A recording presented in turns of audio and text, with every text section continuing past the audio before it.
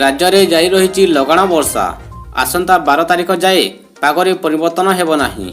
राज्य में धीरे धीरे बदलुची पाग 5 दिन हेब लगी रही प्रबल वर्षा।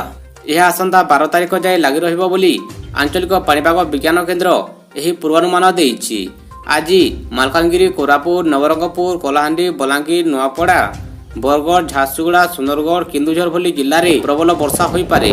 10 और 11 रे गंजाम, कलाहांडी, कंधमाल, बौद्ध, अनुगुल, ढेंकानाल प्रबल वर्षा संभावना अच्छी। सेहीपरि 12 तारिख में गजपति, गंजाम, पुरी, कंधमाल, कोरापुट, मालकानगिरी जिले में प्रबलरू अति प्रबल वर्षा हो पारे बोली पाणीपाग विभाग पक्षर कहुଯାଇଛି। तेबे राजधानी भुवनेश्वर में लगाण वर्षा पाई परिस्थिति असंभाल हो पड़ी।